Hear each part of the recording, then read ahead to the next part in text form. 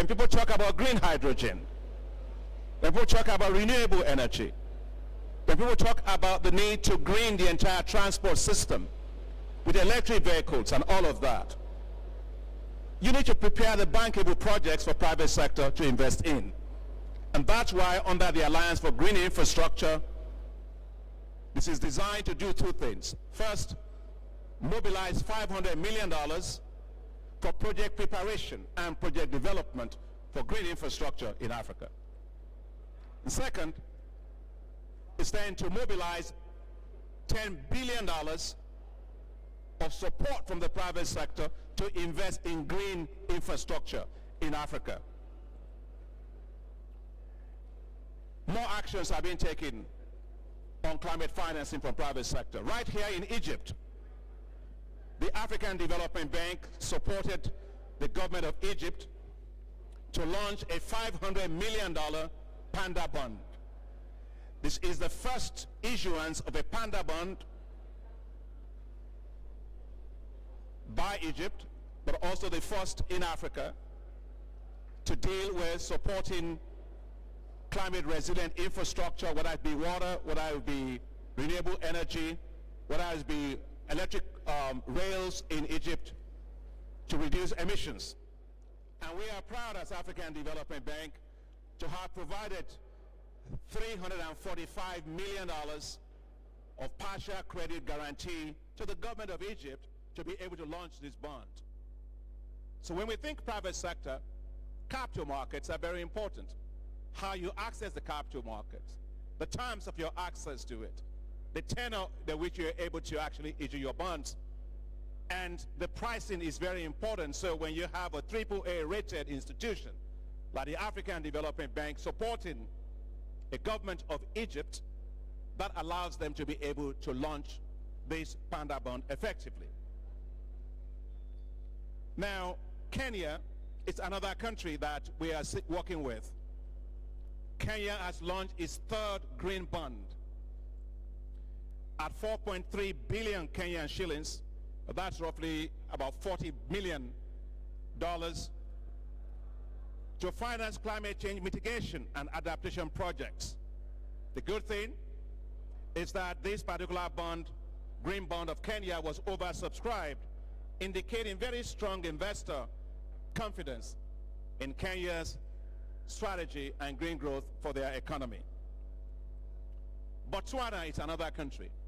And as you know, Botswana has a lot of game reserves, and they are working with us to be able to raise private financing to support their economy to be more resilient.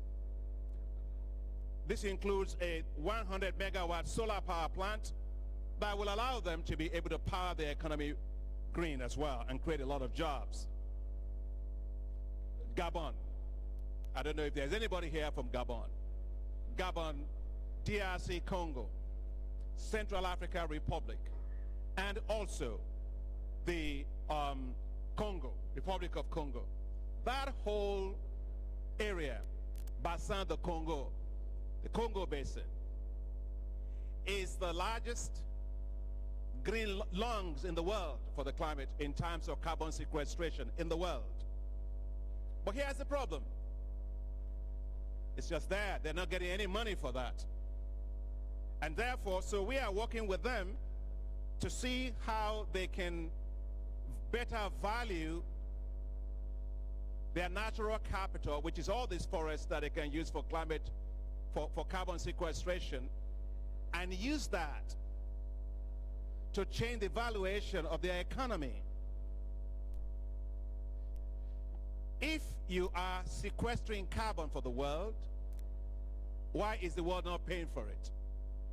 And if you actually value that carbon and you use it to value up the value of your economy in terms of GDP, weighted upwards by the value of the carbon that you are sequestrating, it means that your GDP is much higher than if you didn't consider that. And so if somebody is talking about debt to GDP ratio, which is what we all talk about, right? It means the debt to GDP ratio where the GDP is adjusted for the positive externalities that is creating by sequestering carbon means the debt to GDP ratio of Gabon, DRC Congo will be much lower than they are today. And that means that they can borrow more money. They should be able to borrow more money. The point I'm making is this. How many times have you heard that we need to actually raise trillions of dollars? But I don't believe you can raise trillions of dollars unless you change how you measure wealth. We have to measure wealth differently. It's not just monetary wealth, it's natural capital. How you are managing your natural capital stock is what determines your wealth. And in fact, maybe I'll come back to that in the questions. Maybe today some countries that are very rich will not be as rich as they are if we actually were doing that in terms of valuation of GDP up and down based on the contributions, positive or negatively, that you are making. And there are several other projects. I'm not going to go through them. I will only talk about them during the Q&A session. So I just want to say that throughout these meetings, you will have knowledge events. We're going to be launching the African Economic Outlook. We also have a knowledge event on sustainable development and how we finance that. You will hear a lot about how we raise more money for climate finance through private sector throughout these annual meetings. And you also hear about what I was just talking about, how we help to measure or value the economies of Africa better, moving away from just using GDP. Who eats it? Nobody eats GDP. And if you measure my GDP without looking at the contributions I'm making in terms of carbon sequestration for the world, you are not doing me any favors.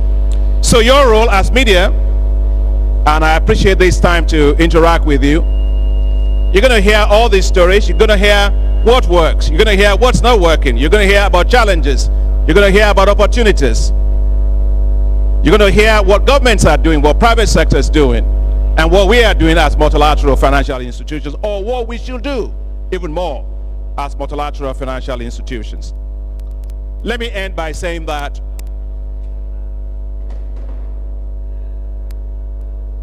Africa is in a very, very dire situation with climate change. And there must be a sense of fierce urgency of now to tackle that particular issue. In my view, Africa is really choking. Africa is choking badly because of all of these challenges. It needs space to be able to breathe. You got COVID, you got debt, you got climate change, you got conflict. Well, when it's raining, it just happens to be raining way too. And welcome once again, and I'm sure you have lunch afterwards. Otherwise, I will not be happy that you are not going to have lunch. So thank you.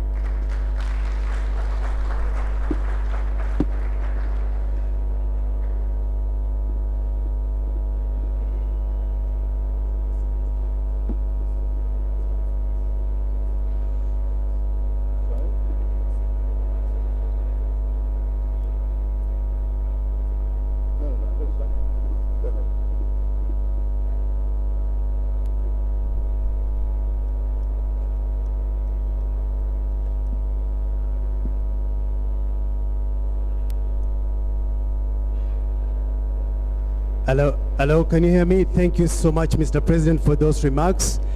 And as I said, Mr. President is accompanied with Vice Presidents here. And if there are any questions, may I invite Vice President Solomon Quainer, Dr. Beth Danford, and Professor Rama and Dr. Kariuki, if you can just take those seats there so that if there's any question going to field, the microphones are there, you can press red and then you answer that. If you can follow this way, there's stairs here and go right to the end. Okay, I'll come around with the microphone. Remember your name, your station, and be brief, please. I'll come around. You are the first here. Just hold on for the Vice President to settle down. Bonjour tout le monde. Good afternoon, everyone. Mojahed. Melika Mojahed is my name. Bien devant, c'est bon. Donc, Translation. Good afternoon. okay, no problem. No, go ahead. I can hear you. from Okay. here. America Majahed from So I need to ask how the African Bank can support private sector in Morocco. Thank you very much. Okay, I'll come next to you. Hi, good morning. My name is Dr. Ahmed Al-Kawish. I'm from one of the private sectors that we can provide finance if the African Bank can provide us adequate guarantee. So can the African Bank provide Eurobond or another guarantee that against that we can, as a private sector, provide fund? So can somebody tell me that? Sorry? I couldn't hear you from here. Okay. I am from a private sector funding, let me say. So if the bank, the African Development Bank, can provide adequate, acceptable bank guarantee, we can provide fund as well. So is the bank able to provide guarantee? Okay, one last one. Let me come here. Thank you. Tuleto Zwane, South Africa Business Day. My question is about green infrastructure for reevaluating GDP, which is what you mentioned. Could you please explain how a country like South Africa could use that to its benefit as well, and how the bank is How assisting? South Africa can use that? Yeah, South Africa. yes. All right, I get it. Thank you. Okay, Mr. President, we'll take those 3 questions and then we'll take another batch of questions.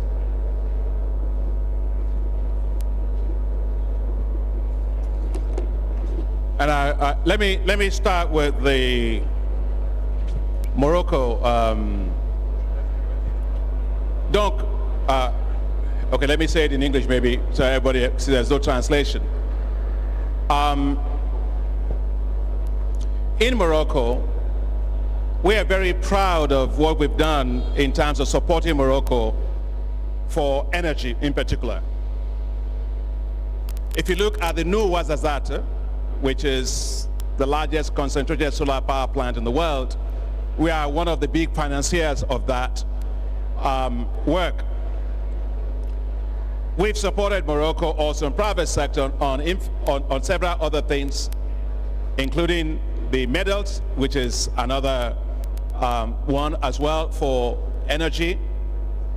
There is the port, the Nado West port, which we are financed as the bank, which you guys did so well that the capacity of it, which was 9 million tons, containers, was exceeded in just about 3 years. Now you're looking at a new extension of that, which the African Development Bank will also be financing.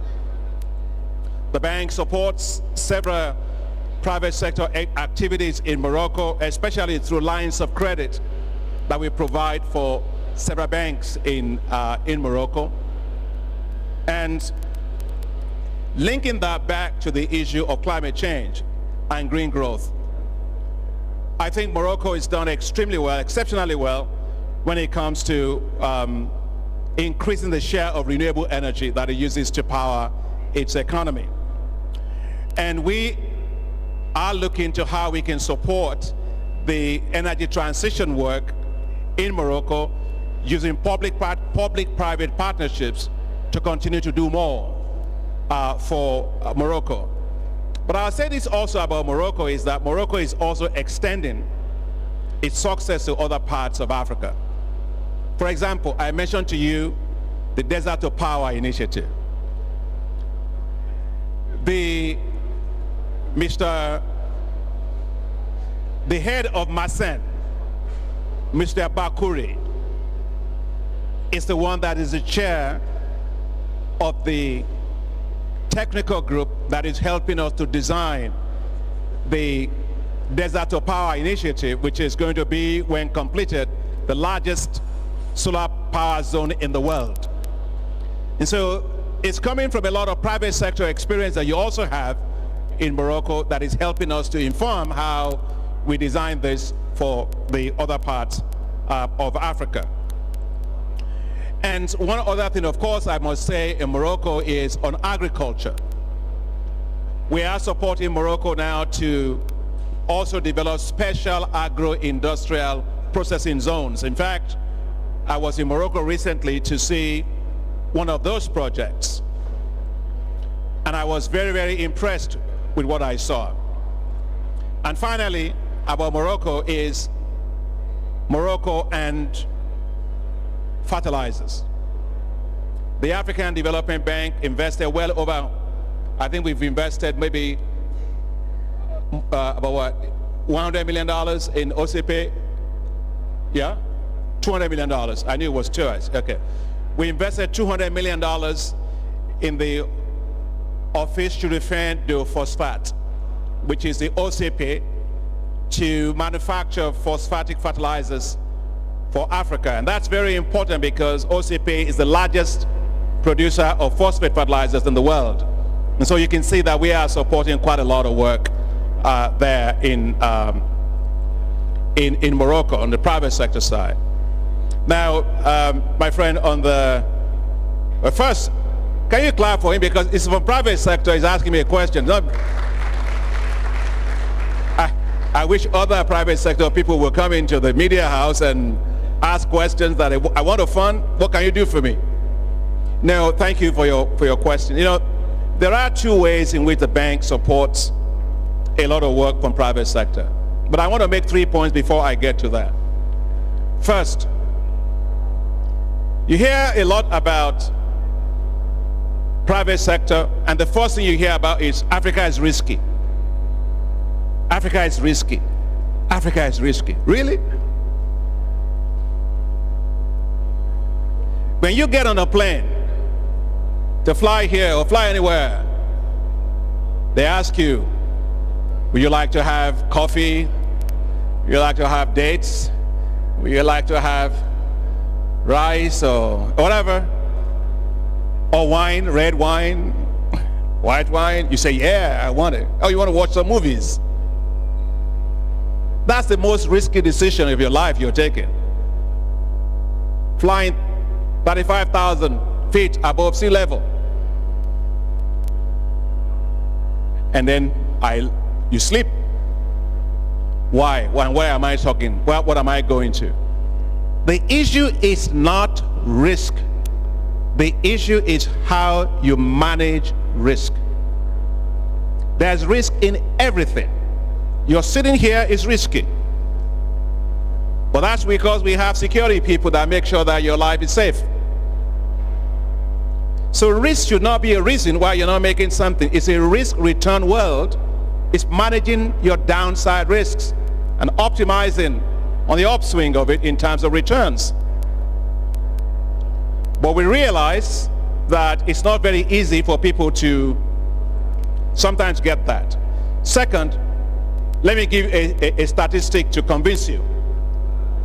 Maybe your risk is not as high as you think. We asked, Moody's did an assessment, Moody Analytics, for over a decade, looking at the losses on infrastructure globally. You know what they found? You will expect that the losses will be higher in Africa, right? The losses, Africa has the second lowest rate of loss for investments in infrastructure in the world. It is higher in Latin America, it's higher in Eastern Europe, it's higher even in Asia than it is in Africa. So facts and reality don't match. Africa is risky. Riskier than what? So we have to make sure that when we are saying risk, we're talking of real measured risk, not just simply perception of risk. I cannot be trying to reduce your passive risk. I'll give you an example. I learned to swim not to West Lamin Barrow. You see that? Can you get up? This is our Director General in Nigeria. He came to me one day and said, Mr. President, you don't know how to swim. In case there is a problem anywhere, you are a key person risk. So we have to teach you how to swim. So he thought they got me a coach to teach me how to swim. So I began to learn how to swim. It was a big pool. And then my coach told me, after 3 days, you can swim the whole length of this pool. Oh, I said, really? You must be out of your mind. So I started.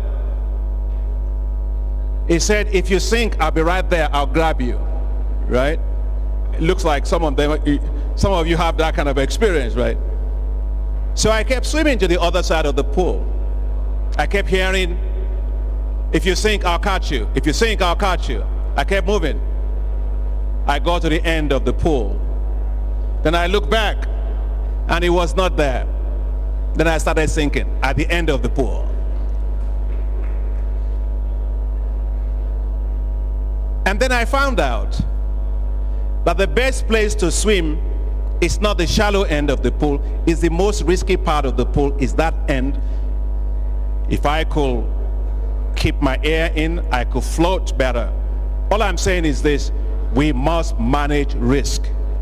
Ability to know where you are investing, the counterparties you are investing in, the policy environment you are investing in, and also to invest in bankable projects that others bring to you. I think that will help a lot in many of this. We have the Africa Investment Forum, which we do. In 3 years, we've done $143 billion of investment interest. And why are they coming to Africa? Because it's real, and the risks are not as high as you think. But to give you comfort, like my coach, I'll be right behind you.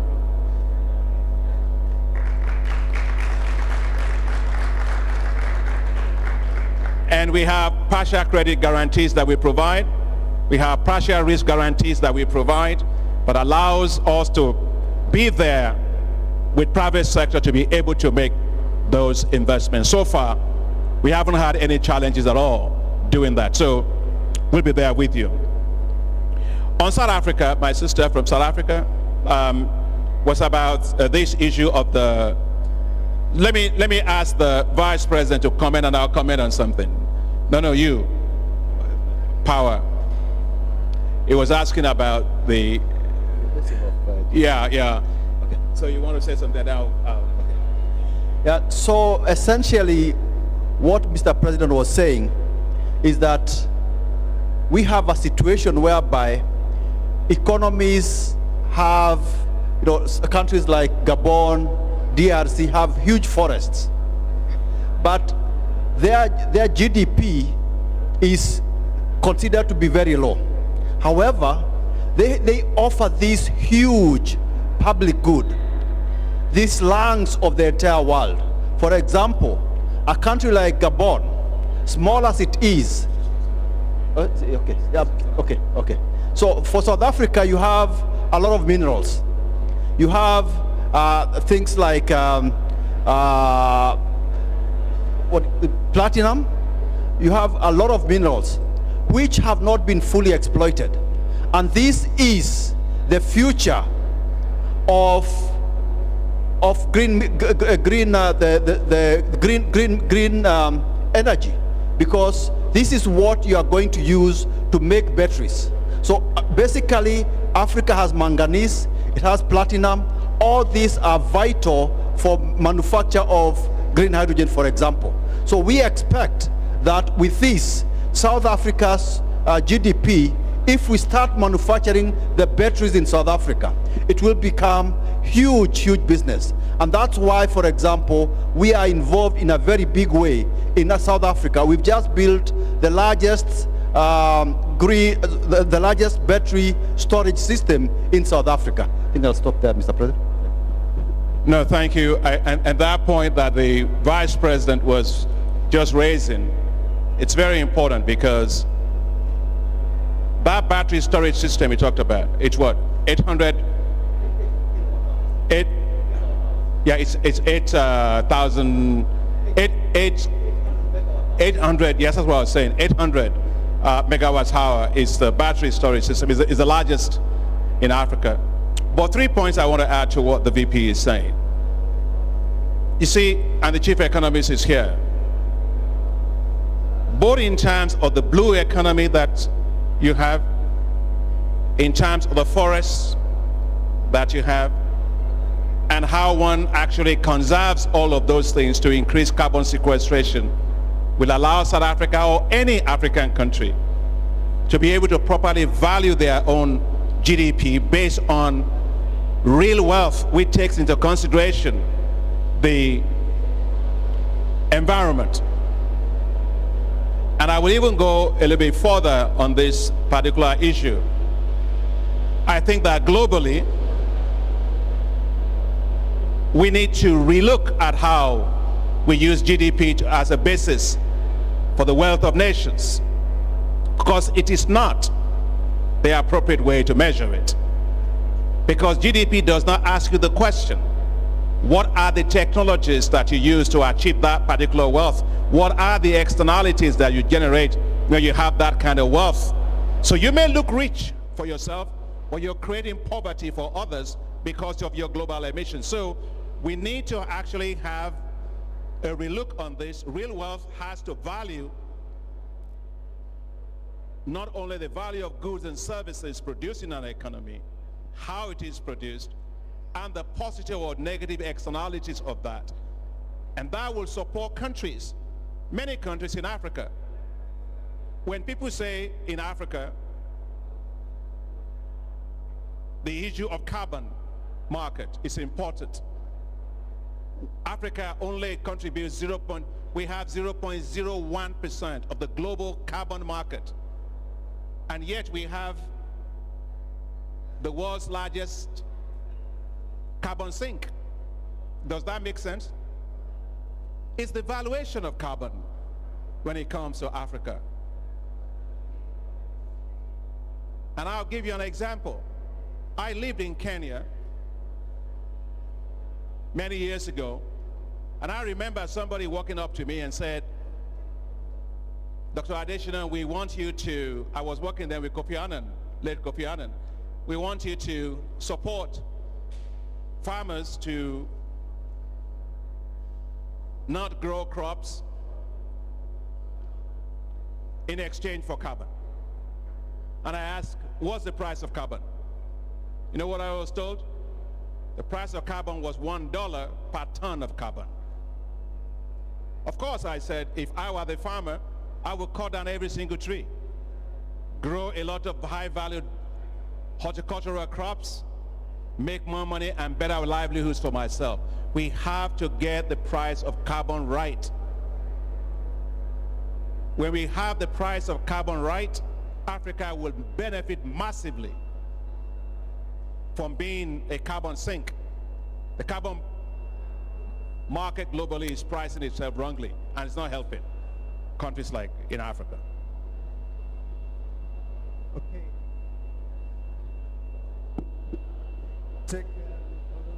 Hello, yes, I'll take now this side. I was that side, about 3 questions. I took one here. I will take yours. I will take you, then I'll come back this side. Speak loudly. All right. Thank you so much for the opportunity. I'm Kenneth from CNBC Africa. My question is, in terms of private financing available for this sector, we're seeing just a handful of countries that are accounting for the bulk of it. And I'm trying to imagine how the bank is thinking in terms of managing this skew and getting some of the hardest hit countries. That's talking about private financing available for climate change. Yeah, how we can manage that skew better so that the hardest hit countries can benefit. The hardest hit countries can benefit more from the available financing here. Okay, let me come right at the back here. I'll come to you at the back. Good afternoon, everyone. My name is Wole Oyebade from the Guardian newspapers, Nigeria. Mr. President, if I heard you correctly, sir, you need $2.7 trillion by 2040. 2030. If I were to give you that money, or I show you the way to get it, what is the type of Africa that you are envisaging will happen by that time? Thank you. Okay, I'll come here so that when we go back, we'll be winding up the session. Monsieur le Président, bonjour. Good afternoon, Financial Africa. As you indicated, there is a need for $1.3, $1.6 billion by 2030 to finance climate action in Africa. What will be the exact role of the African Development Bank in the new financial architecture in the world that provides green funds to the climate, for example? I mean, it seems to be that financial institutions are aplenty, but there isn't one central institution where these green funds will be concentrated.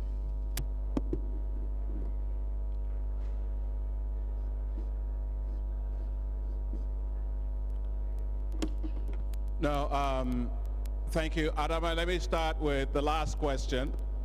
Je sais pas si I don't know if I can speak in English. Is that all right? It's just that we're having an issue with the interpretation, so it's easier to speak in English for now. global financial architecture, and how do I see, or do we see, the role of the African Development Bank.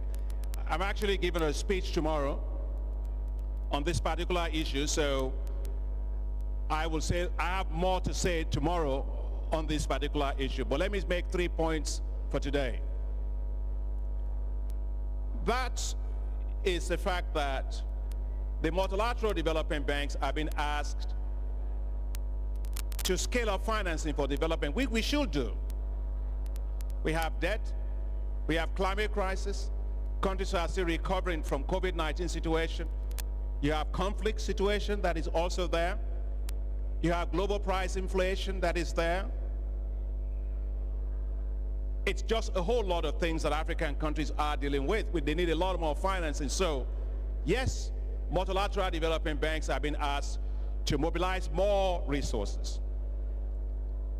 But in mobilizing those resources as multilateral development banks, there was a group put together called the G20 Capital Adequacy Framework Group. And that group was supposed to look at how we are capitalized and how our prudential ratios affect what we do. They listed a number of areas that we should be working on.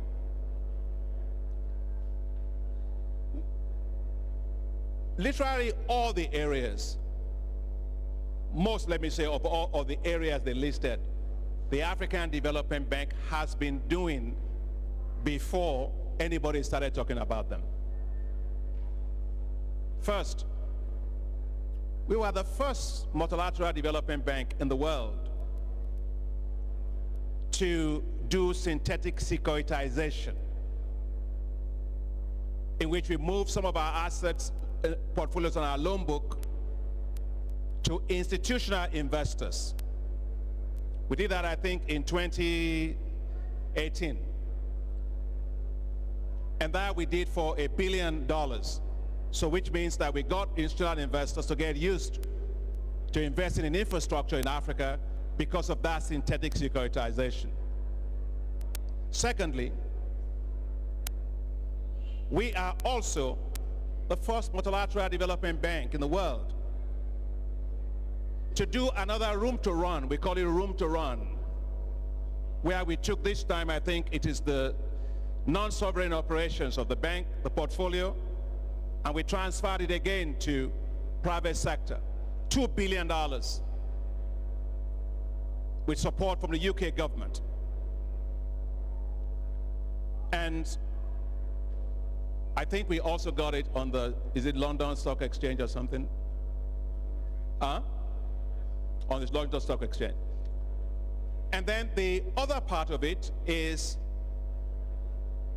the special drawing rights. Because special drawing rights are the SDRs that are issued.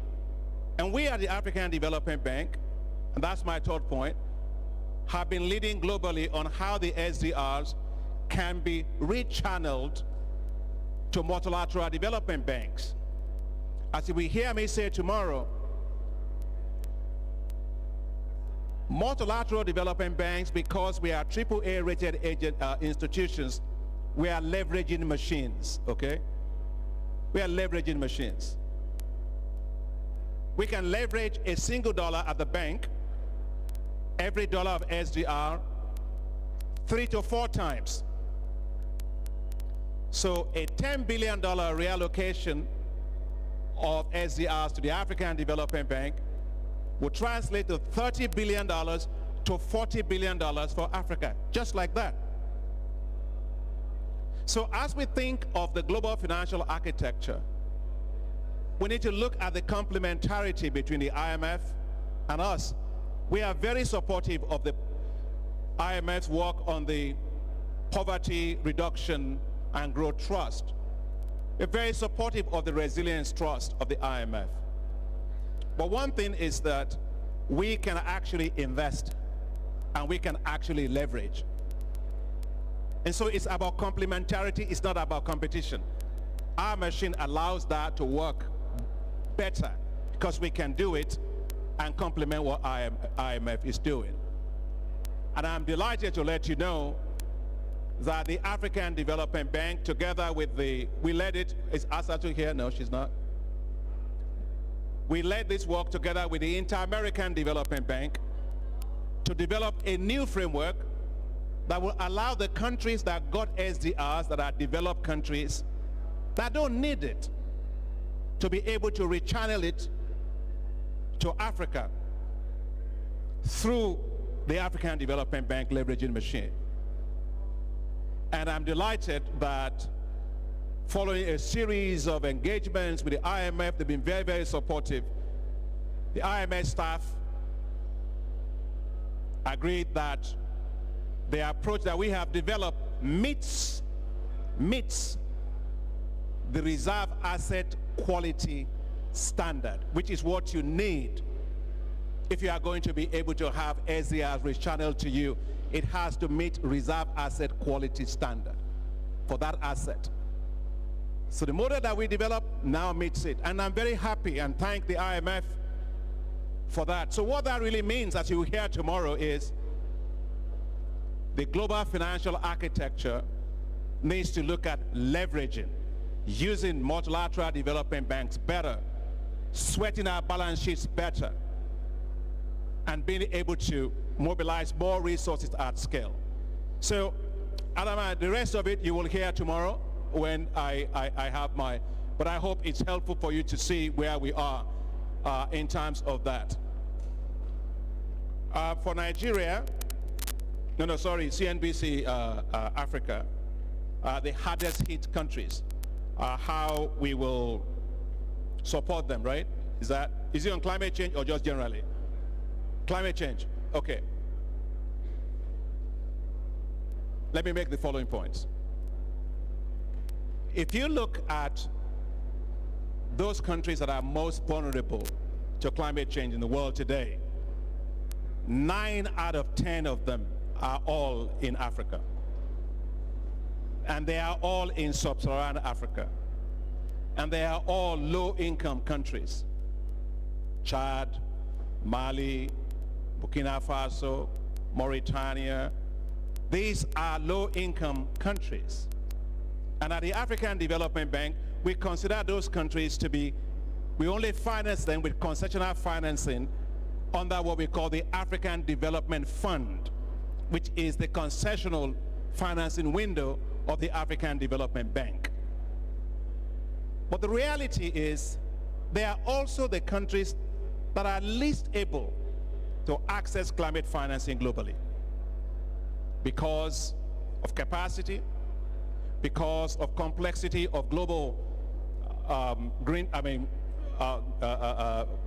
the climate investment funds, the amount of documentation they have to do, and just weak capacities to execute them. So it's quite challenging. There are some real issues for them, but they are the most affected, but the least able to access it. So what have we done as a bank, which is your question? The African Development Bank, in our 16th replenishment of the African Development Fund, which was done last year, and it was December last year, we were able to mobilize $8.9 billion for that African Development Fund 16th replenishment, which is, by the way, the largest ever replenishment of that concessional financing window since it was set up 50 years ago. It tells you the commitment of our donors to this fund towards those countries that are most affected and least able to access climate finance. But we went more than that. We set up what's called the Climate Action Window, which is a window to just raise climate finance for adaptation for those countries. And we were able to get our donors to put up, I think, $429 million towards that climate action window. And it will support things like the following: 20 million farmers to have access to climate resilient agricultural technologies, 20 million additional farmers or people to have access to weather index insurance, more than 1 million hectares of degraded land restored, and other things that has to do with water and so on, plus renewable energy. So it will make a lot of difference. The last point I want to say is, at this annual meeting,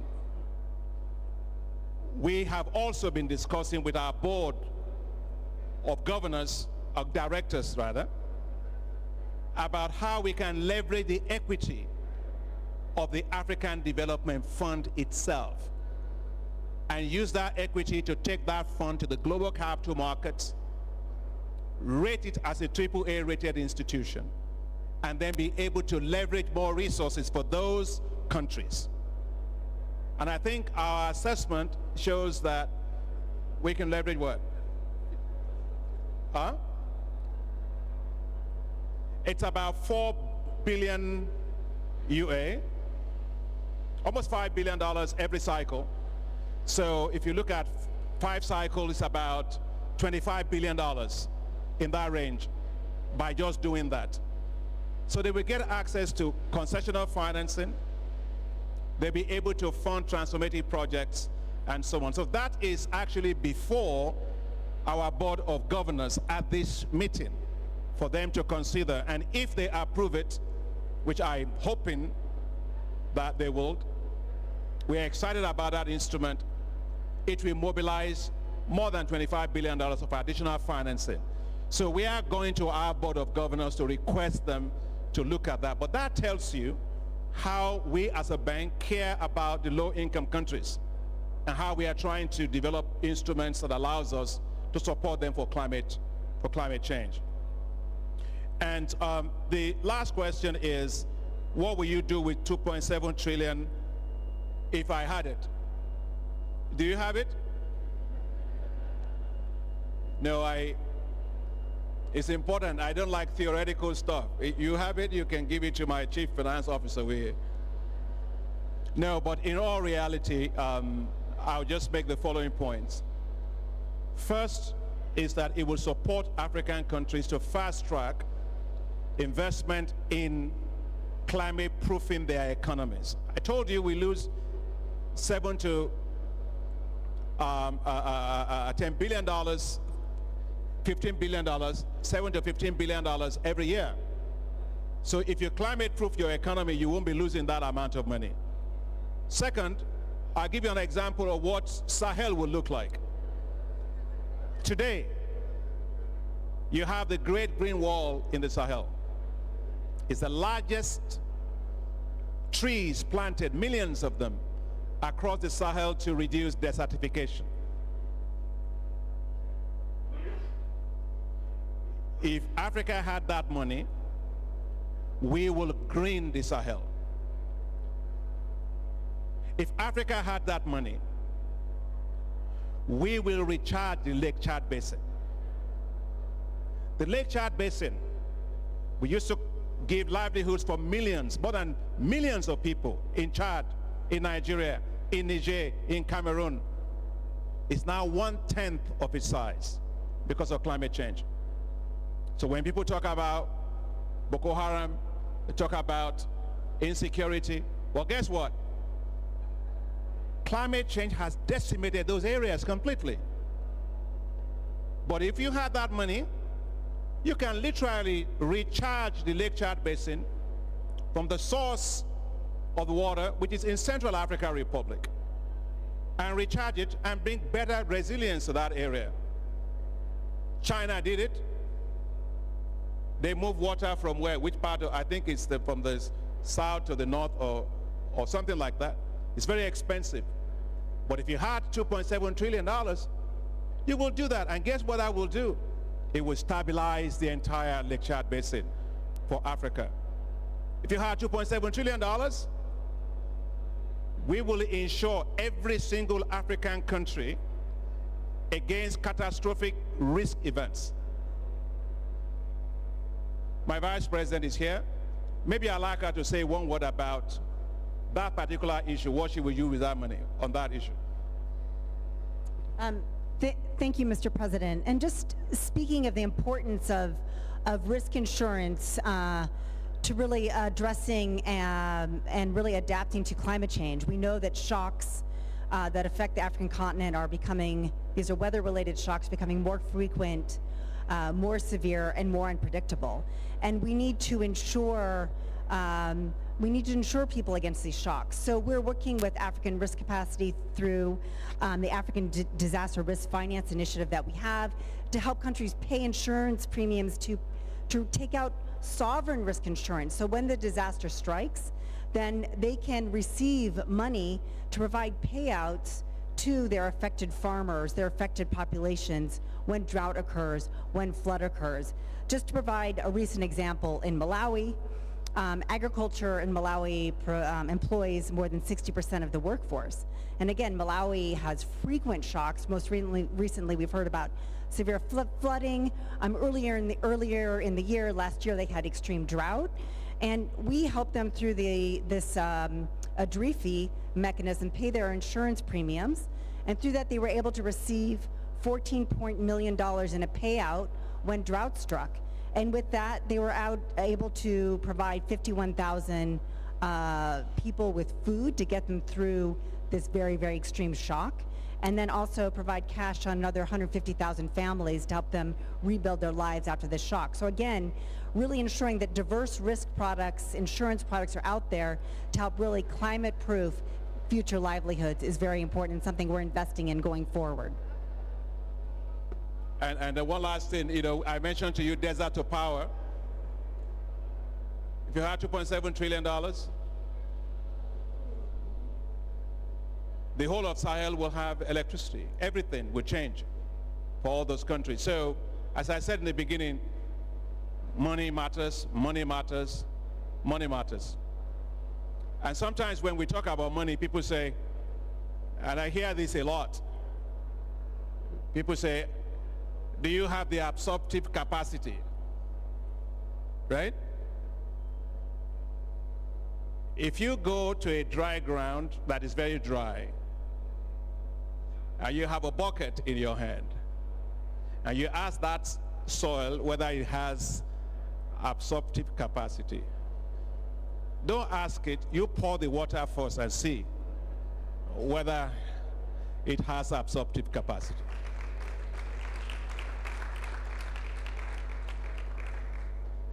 So thank you very much. Okay, we're going to take the last round of questions. I'll come to this table here, and then the lady will take 4. Yeah, we're going to take you. Thank you. Maureen Chibo is my name, and I publish Real News Magazine online based in Nigeria. I will take my question from the last statements you made when you were, and then you said Africa is in a very dire situation. It needs to breed, it needs space to breed. And Africa is also being choked. I'm thinking of energy transition and the race towards renewable energy. I've heard here so many dollars mentioned to be mobilized for climate financing, but I didn't hear anything about what AFDB is going to do to ensure that Africa generates enough revenue to develop the technology to tap the resources they have, and I mean fossil fuel, because that's how they are going to generate revenue, and some of them, Nigeria, where I come from, is a major source of revenue. Is Africa not being choked if we are asked to drop the major source of our revenue generation now because of the race towards renewable energy? Thank you. Thank you. You next. Bonjour, je me présente, c'est Rim, je suis journaliste. Hello, I'm Rim. I'm a journalist in the Algerian radio station, Channel 3. Today we are all here for one reason, just to get mechanisms for Africa's economic development. Africa's economic development also has to do with food security, energy security, which are an emergency now. I am talking about the geopolitical challenges and stakes across the world. We absolutely have to develop the continent's economy. The continent has huge potential. Energy, agricultural lands. We also talk about a paucity of financing. We need to encourage investment and create partnerships. When you talk about encouraging investment, are you looking about domestic investment between African countries? I'll give you the example of Algeria, which is an indispensable continental partner. Or are we talking about intercontinental partnership? That is, do we just rely on our own resources to finance ourselves, or we call on external partners? Please answer in French if possible. Yasser from CGTN, Chinese Global Television Network. My question is about the panda bonds you mentioned today for Egypt. And this is the first of its kind for Egypt and I think for North Africa. Would it be a viable solution as a tool to expand with the rest of Africa, the pros and cons of having this type of bonds for climate change or climate growth? And the last question here, Mr. President, I'll come to you. Good morning. My name is Lucy Ogalwe from News Agency of Nigeria. There is increasing occurrence of flooding and predictions by NIMET for more flooding in Nigeria. I don't know, is there anything the bank is doing to support, as a way of support to curb this incident for the country so it doesn't pertain? Okay, thank you very much, Mr. President. We'll wrap it up with those questions. Thank you.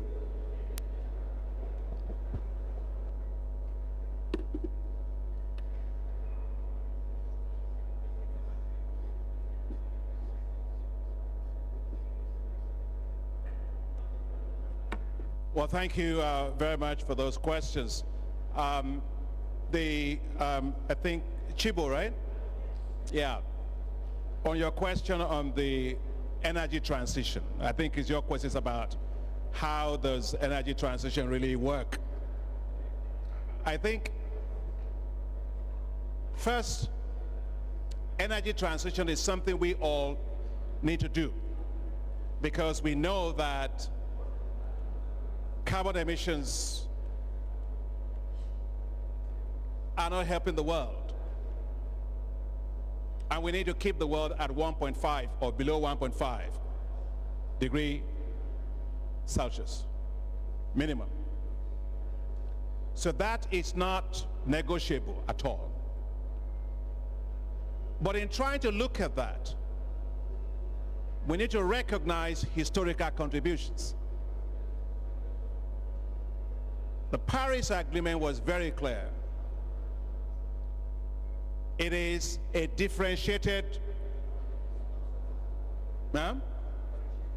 It's a differentiated approach in which the developed countries, who actually are the ones that contributed all of this, need to move fast into transition right now. And the developing countries are going to peak and come down in the next half of the century. What we must avoid is don't fast track the next half of the century to today. I don't know if I'm clear. Badly affected countries have no resources. It will take time for them, longer time for them, to do energy transitions. And I would like to say that it is not ideology that drives sustainable energy. It is pragmatism that drives it. It's not an ideological issue. So take the case today in terms of, you mentioned the issue of even gas.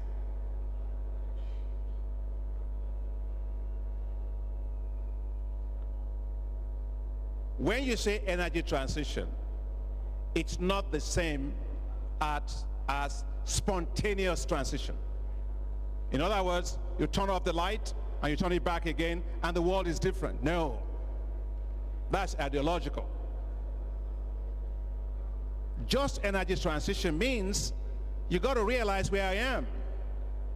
And it's going to take time in terms of technology, in terms of finance, to be able to go from where I am to where I need to be. My point is this: Africa needs time. The second point is this: if you look at what happened with the challenges in Europe because of Russian war in Ukraine, today, European countries have gone back to, quite a number of them have gone back even to coal. They are using gas. And why is that? What is good for the goose is not good for the gander. We believe at the African Development Bank that Africa should use its natural gas for three reasons. First, to use it for gas to power, because you have on the continent 600 million people without electricity. Second is to use it for gas, for liquefied petroleum gas, for cooking. Look, I always tell people I'm not wearing glasses because I study a lot, which is true. I started wearing it because as a kid, I grew up blowing, I don't know if you know what I'm talking about. You cook by blowing into charcoal, get all the specks into your eyes. What others consider luxury, it's not a luxury for us. Africa loses today 300,000 women every year. And you know what they are trying to do? Just trying to cook a meal for their family. they lose another 300,000 children, which they keep on their backs. Add that together, that's 600,000 people. And why are they dying? Just trying to cook. So just energy transition must be fair and just at the same time. Women in Africa don't deserve to die just because they don't have access to clean cooking energy. So that's the second thing. If you have liquefied petroleum gas, they will be able to cook and stay alive like everybody else in the world. Third, I spoke about the issue of fertilizers. You need natural gas to be able to produce the fertilizers that you need to be able to raise productivity and feed yourself. So there must be pragmatism, realism, while understanding, and I want to make that point, we all have a collective responsibility to reduce emissions. But the developed countries have greater responsibility than Africa. And I'll tell you one more thing about gas. Today, if Africa uses, what, or 3 times, if it uses 3 times its current gas, do you know how much it will have contributed to to emissions? 0.67%. 0.67%. So, what are we talking about?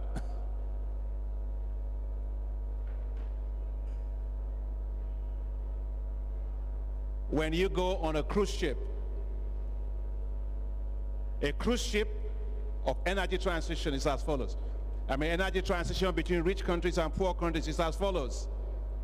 You go on a cruise ship, you go from one room to the other, right? You play tennis on the cruise ship. You can shift, but the ship is stable. Okay? If you go on a little canoe where you row on one side like that, if you shift from one side to the other, you are going to go down. And so all I'm saying is this. It's going to take time. It's going to take technology. It requires that we realize that we are not pushing African countries to do what is not realistic, even though I fully support energy transition. I'm just asking for a realism, not ideology, practical, and financing, because there's no way to do it if you don't have the financing to actually do that transition. South Africa, you were asking about a question a while ago. We are mobilized and we are working with G7, and I want to applaud G7 for what it's doing for South Africa in terms of just energy transition. I don't know if there's Adama, you are here from Senegal, no? Is he still here? We are supporting Senegal. We're supporting Nigeria to move. We say as a bank, we will not fund coal. Coal is out for us. But gas is not. Because gas is fundamental to Africa's growth. And as battery storage system, my vice president for energy just talked to you about that, matures over time, and you can store energy and avoid variability of energy supply, then of course, that transition will go even faster. But we're not there yet. And we should not compromise Africa's economic growth and development because of ideology instead of pragmatism. So we are the bank, that's our position as a bank.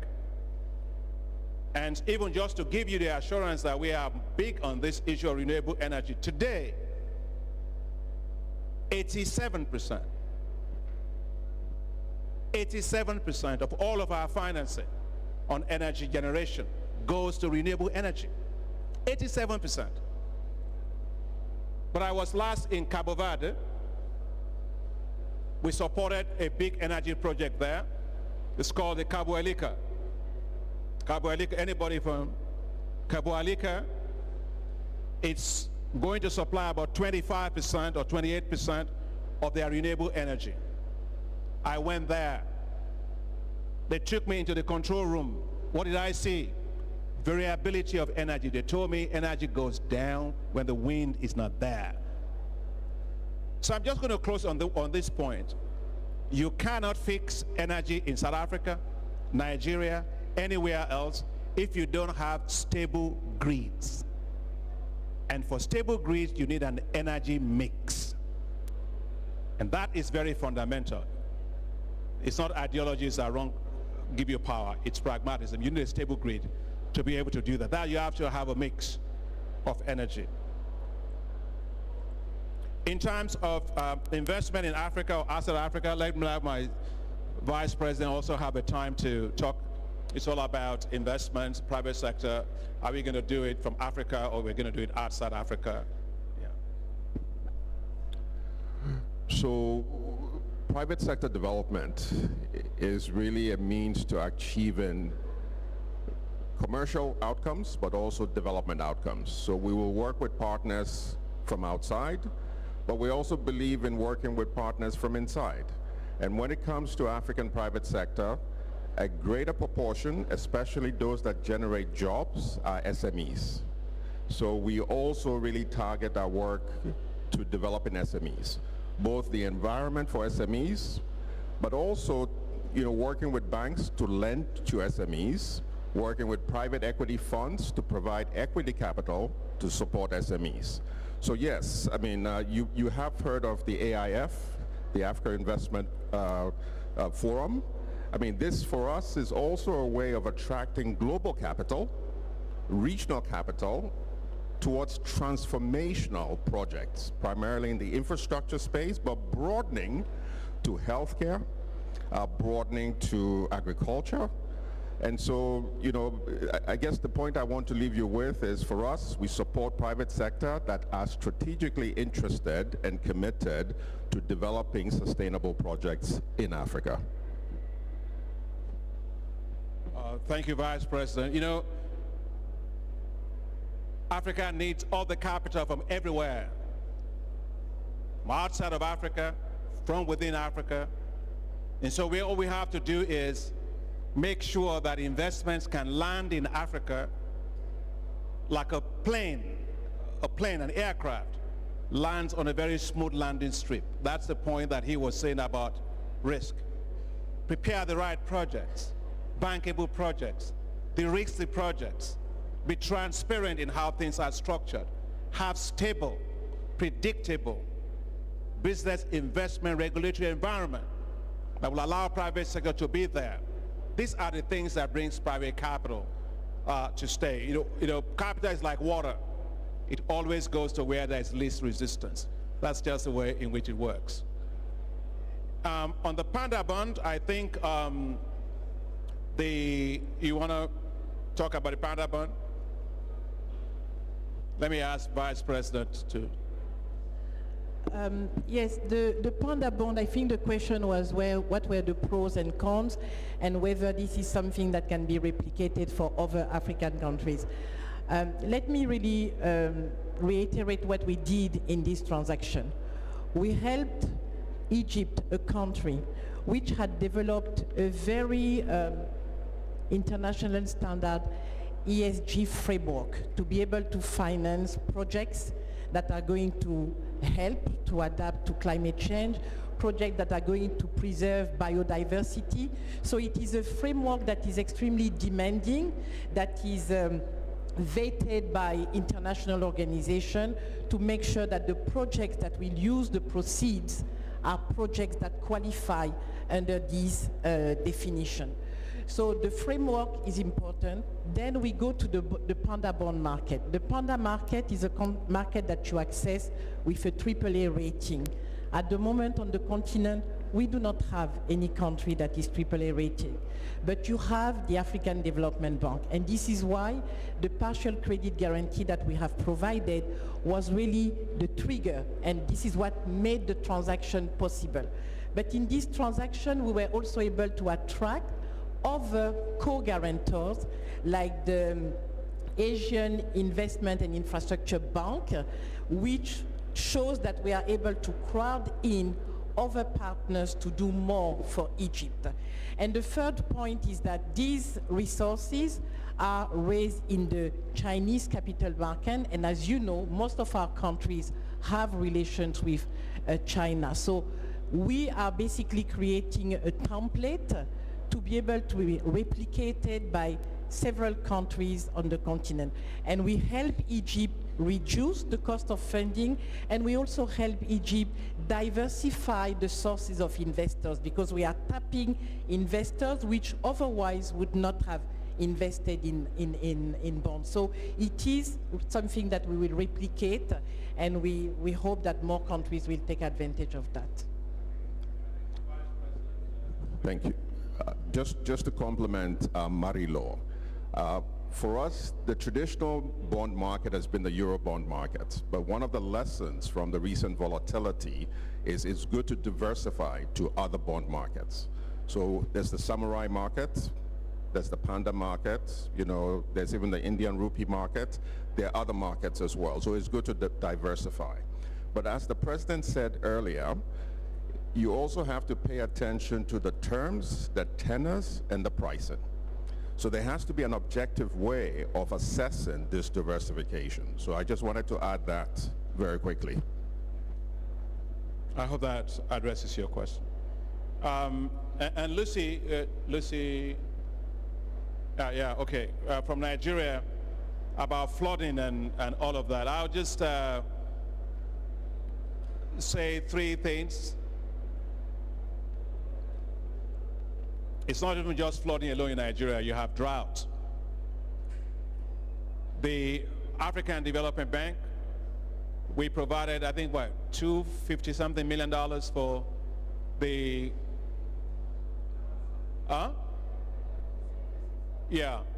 about $253 million for inclusive basic services in northern part of Nigeria and the northeast of Nigeria that's very much affected by drought, the drying out of the Lake Chad Basin, and the insecurity that comes with that. The second thing is, still sticking to the issue of drought, as I've said, for Nigeria, for Chad, for Niger, and for Cameroon, I strongly believe that we should revamp or revitalize the Lake Chad Basin, because it will make a whole lot of difference. It's not the cost of doing it that's the issue. It's the cost of not doing it, which has now led to a massive amount of insecurity all across Africa. And so I think there needs to be a global partnership on that. We as a bank, we support the Lake Chad Basin Authority in building resilience in that particular basin. But I think globally, we need to do more. Myself, President Macron, President Buhari, we have talked about this particular issue. I think we have to be bold enough to take the actions necessary to recharge the Lake Chad Basin. Otherwise, the insecurity you're talking about will continue to be there. It's like flies. If you have blood on the street because somebody killed a chicken or something, the flies are always going to be there. If you want, you can take a fly swat and keep doing this. The flies will constantly come back until you clean up that blood that's on the street. So I think that we owe it to Africa to have a bold measure approach to revitalize that Lake Chad Basin. It will change everything for us in those particular areas. Now back to the issue of the flood that you mentioned. Vice President Dunford mentioned to you the Africa Disaster Risk Insurance Program, which we use to support, he explained to you, countries that face adverse or catastrophic extreme weather events like droughts or floods, I will encourage Nigeria to participate in the Africa Disaster, yes, Africa Disaster Risk Insurance Facility, because that way you can protect yourself. I mean, take the case of flood. You mentioned, I don't know if there's anybody here from Madagascar. In Madagascar, when they had a flood in Madagascar, we supported them with about $2-point-something million payout, which allowed almost 643,000 farmers to have access to money to compensate themselves from the flood. So Nigeria needs to insure itself, is what I'm saying, against these extreme weather patterns. And lastly, is the agrometeorological stations. When I was a graduate student at Purdue University in the United States in the 1980s, the total number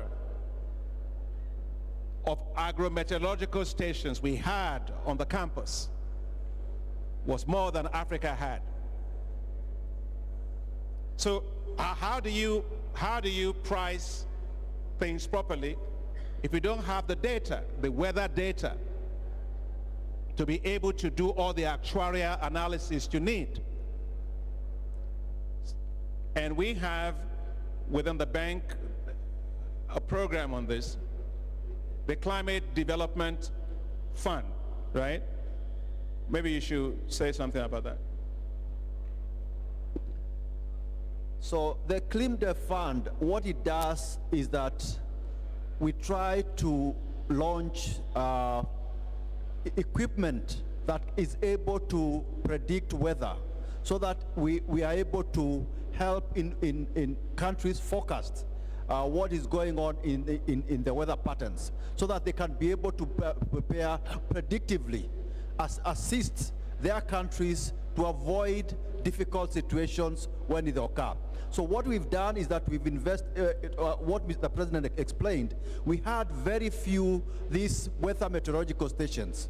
So what we have done as a bank, we have invested in a number of these stations so that we increase the number of weather stations that are able to capture the data that is required to inform decision making on the continent. I think the last one was in East Africa. So basically we are increasing the weather coverage based on these weather stations, Mr. President. The last thing I want to say about climate change is in agriculture is the importance of technological innovations. What the bank is leading on that.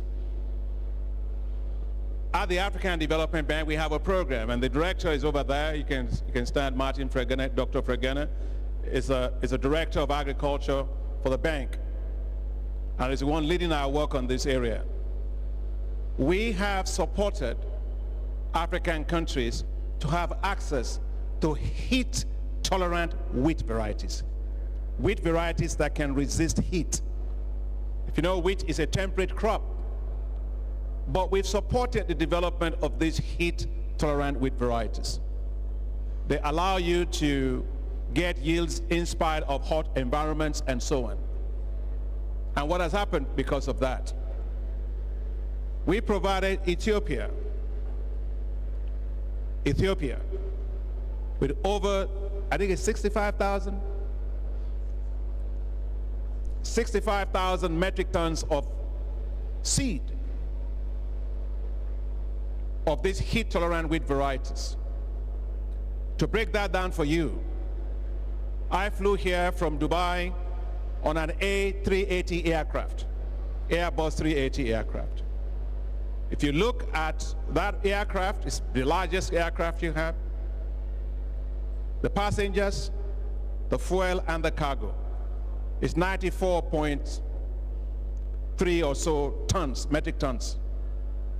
So when I say 65,000 metric tons of seed, I mean roughly that will be about 6 665 A3 aircraft buses, air buses, filled with seed. So think about what that is. Ethiopia started 5,000 hectares in 2018.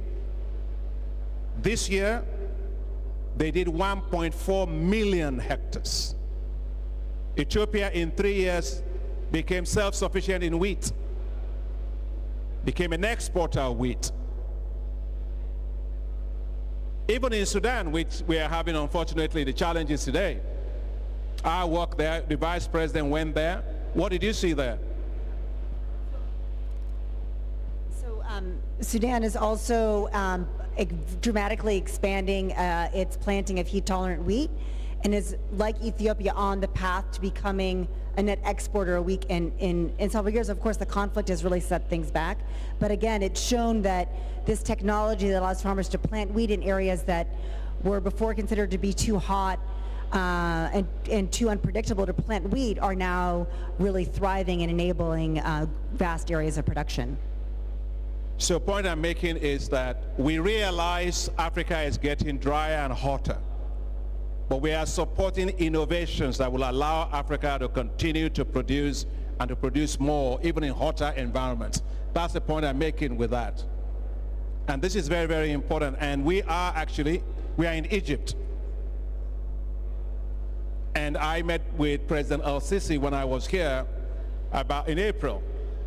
And we are already going to be starting a program. I don't know if the country manager is here for Egypt or not, but we are going to be starting a program here to support Egypt to have access to heat-tolerant wheat varieties. Egypt is the largest importer of wheat in Africa. In fact, one of the largest in the world. But they can produce that wheat with heat-tolerant wheat varieties. So those are the comments that I have on this issue.